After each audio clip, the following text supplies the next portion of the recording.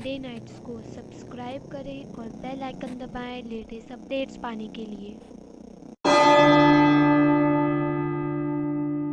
Use headphones for better experience. आज की हमारी ये वीडियो एक पॉडकास्ट वीडियो होगी, यानी स्क्रीन पे सिर्फ एक ही फ़ोटो होगी और हम कहानी सुनाएंगे। ये एक तरह का एक्सपेरिमेंट है। So without wasting any time, let's start the video. आज की कहानी राजन की है। उनकी कहानी उन्हीं के पॉइंट ऑफ व्यू से सुनाने की कोशिश करूँगी। मेरा नाम राजन है और मैं गांव का एक साधारण लड़का हूँ। मेरे पास कोई काम नहीं था, लिहाजा काम की तलाश में अक्सर शहर आना जाना होता था। काफ़ी खोज के बाद मुझे शहर में एक काम मिल ही गया, पर हर रोज़ गांव से शहर जाना संभव नहीं था।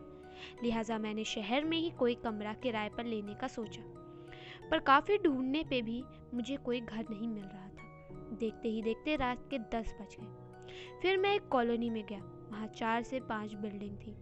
मैंने पहले 4-5 बिल्डिंग में पता की, पर मुझे वहाँ कोई कमरा नहीं मिला। पर जब मैं वहाँ के कोने की बिल्डिंग में गया तो मैंने देखा कि इतनी रात हो गई थी, पर उस बिल्डिंग के लोग बाहर टहल रहे थे। मुझे थोड़ा अजीब लगा, लेकिन फिर मैंने बिल्डिंग के आदमी से पूछा, यहाँ कोई कमरा खाली है? मेरे इतना बोलते ही आसपास टहल रहे सभी लोग मेरी तरफ देखने क्या लगे, मुझे घूरने लगे। मुझे थोड़ा अजीब लग रहा था, पर जिस आदमी से मैंने कमरे के लिए पूछा था उसने कहा कि हाँ, इस बिल्डिंग की तीसरी मंजिल पर एक कमरा खाली है। मैंने किराए का पूछा तो उसने कमरे का किराया काफ़ी कम बताया। मैं हैरान था, पर फिर मैंने कहा कि मैं कमरा देखना चाहता हूँ। मैंने सोचा कि इतने कम किराए में पता नहीं कैसा कमरा देंगे, वहाँ कोई ज़रूरत का सामान होगा भी या नहीं। वह आदमी मुझे तीसरी मंजिल पर उस कमरे में ले गया। तब मैंने देखा वह कमरा बिल्कुल वेल फर्निश्ड था। किचन में भी काफ़ी सारा सामान था। तो मैंने सोचा क्यों ना आज रात उसी कमरे में बिताऊं। अगली सुबह मुझे काम पर भी जाना था और अपनी ज़रूरत का कुछ थोड़ा मोड़ा सामान जैसे कि कपड़े वगैरह भी लेने थे। तो मैंने उस रात वहीं सो गया। अगली सुबह मैं काम पर गया। मेरे पहला दिन काफ़ी थका देने वाला था। काम से लौटते समय मैंने मेरी ज़रूरत का सामान लेकर शाम तक बिल्डिंग में आया। लोग आज भी टहल रहे थे, मुझे घूर रहे थे। कमरे में सारा सामान रखने के बाद बिल्डिंग के बाहर के गार्डन में चला गया। सोचा अगर जान पहचान बढ़ा लूँगा तो अच्छा रहेगा। मैंने कुछ लोगों से बात की, उनसे जान पहचान बढ़ाई, पर मुझे उनसे बात करके थोड़ा अजीब भी लग रहा था, क्योंकि वो मुझसे सीधे सीधे बात कर रहे थे। मेरा स्वभाव थोड़ा मजाकिया था, तो उनके सीधे सीधे बात करना मुझे थोड़ा असहज कर रहा था। वहाँ के बच्चे भी बिल्कुल बच्चों जैसा व्यवहार नहीं कर रहे थे, पर वे सभी मुझसे काफ़ी अच्छे से बात कर रहे थे। वे लोग मेरा काफ़ी ख्याल भी रखते थे। वे लोग अब मेरे लिए रोज़ खाना लाने लगे थे। एक हफ्ते ऐसे ही बीत गए, पर अब मेरा साथ एक समस्या थी। मुझे अब रात में नींद नहीं आ रही थी, और दिन में जब मैं अपने काम पर होता था तब मुझे नींद आने लगती, पर मैं काम पर नहीं सो सकता था। ऐसे ही 2 हफ्ते बीत गए, पर मुझे रात में नींद नहीं आती थी। अब इसका असर मेरी सेहत पर होने लगा था। मेरा वज़न 80 से घटकर 60 हो गया था। अब मैं काफ़ी दुबला और कमज़ोर भी हो गया था। इस बात को लेकर मेरे काम कर रहे लोग मेरा मजाक उड़ा रहे थे। वो कह रहे थे कहीं मैं कोई नशा तो नहीं करने लगा हूँ, या मैं अपना पैसा कहीं और उड़ा रहा हूँ। और इस तरह 1 हफ्ते और बीत गए। काफ़ी परेशान होकर मैंने एक दिन काम से छुट्टी लेकर डॉक्टर से मिलने गया। मैंने डॉक्टर को सभी बात बताई। डॉक्टर मुझे एक कमरे में ले गया और एक पुरानी सी फिल्म लगा दी। वो फिल्म उस ज़माने की सबसे बेकार फिल्म थी। उस फिल्म को कोई पूरा देख ही नहीं सकता था। उस फिल्म को देखते देखते मेरी कब आँख लग गई मुझे पता ही नहीं चला। कई दिनों के बाद उस दिन मैं पूरे 6 घंटे सोया। जब शाम को मेरी नींद खुली तो मैंने देखा कि मैं 6 घंटे से सो रहा था। डॉक्टर ने भी कहा कि मुझे कोई प्रॉब्लम नहीं है, तो मुझे नींद क्यों नहीं आ रही है। डॉक्टर ने मुझे नींद की कुछ दवाइयाँ दी और फिर मैं घर वापस आ गया। उस रात मैंने एक टैबलेट खाई और अपने बिस्तर पर लेट गया, पर मुझे नींद नहीं आ रही थी। फिर मैंने सोचा कि वही फिल्म क्यों ना देख लूँ, शायद नींद आ जाए। मैंने वो फिल्म लगाई, पर नींद आ ही नहीं रही थी। मैंने 3 घंटे की पूरी फिल्म देख ली, पर मुझे नींद नहीं आई। फिर मैंने सोचा क्यों ना एक और टैबलेट खा लूँ।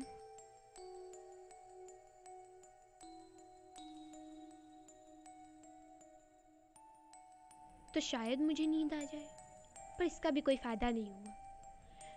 तो मैं रात में लगभग 2 बजे के आसपास अपनी बिल्डिंग से निकला और गार्डन में टहलने लगा। मैंने देखा कि इतनी रात में भी उस बिल्डिंग के लोग टहल रहे थे, पर आज मैं दूसरी बिल्डिंग के गार्डन में चला गया। वहाँ भी कुछ लोग थे और वे सभी मेरे आते ही मुझे घूरने लगे, पर वे कम से कम एक दूसरे से बात तो कर रहे थे।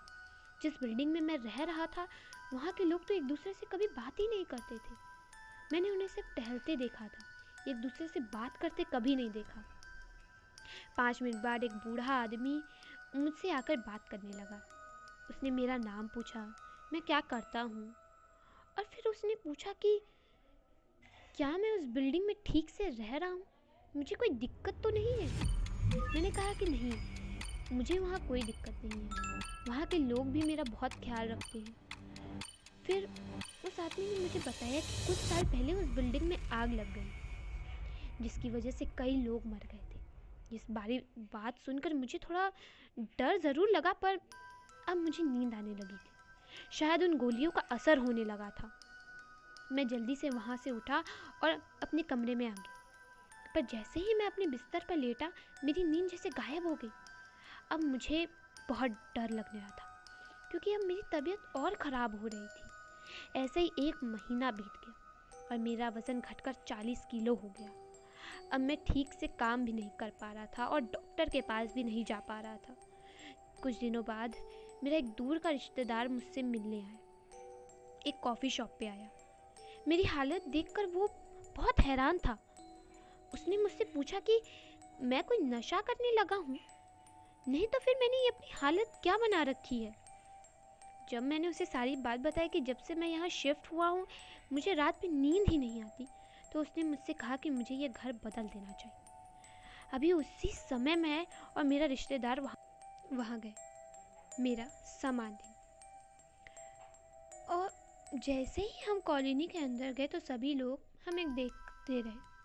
मेरे रिश्तेदार ने मुझसे पूछा कि ये लोग हमें ऐसे देख क्यों रहे हैं, तो मैंने कहा कि ये सभी बस ऐसे ही देखते रहते हैं। पर जब हम उस बिल्डिंग के पास पहुँचे तो हमारी आंखें फटी की फटी रह गई। हमने देखा कि वो बिल्डिंग बिल्कुल जर्जर हो चुकी है।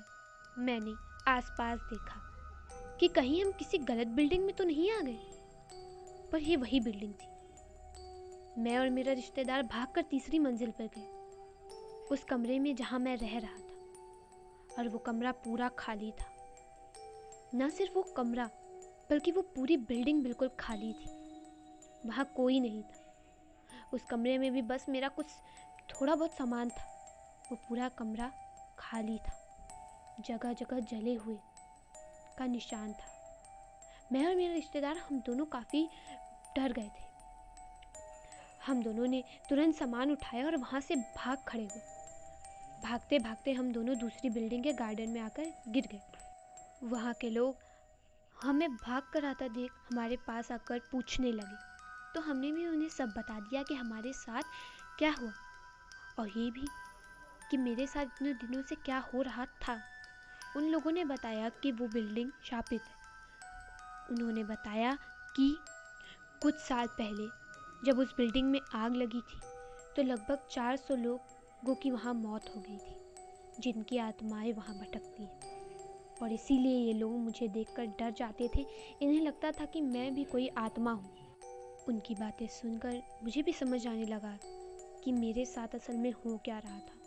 वे आत्माएं जो खाना मुझे दे रही थी, उसी की वजह से मुझे नींद नहीं आ रही थी, और शायद वो खाना नहीं, राख थी। मैं तुरंत वहाँ से चला गया अपने रिश्तेदार के साथ। मैं तो वहाँ से बच गया, क्योंकि अगर मैं 1 और महीना वहाँ रहता तो शायद मैं मर ही जाता। शायद वह आत्माएं मुझे मार ही डालती। अगर उस दिन मेरा रिश्तेदार मुझसे मिलने नहीं आता तो मेरा क्या होता? मैं तो वहाँ से बच गया, पर मेरी तरह जो लोग वहाँ भटक कर चले जाते हैं उनके साथ क्या होता होगा? तो ये थी राजन की कहानी। मिलेंगे अगले संडे एक ऐसी ही कहानी, एक ऐसी ही वीडियो के साथ। तब तक के लिए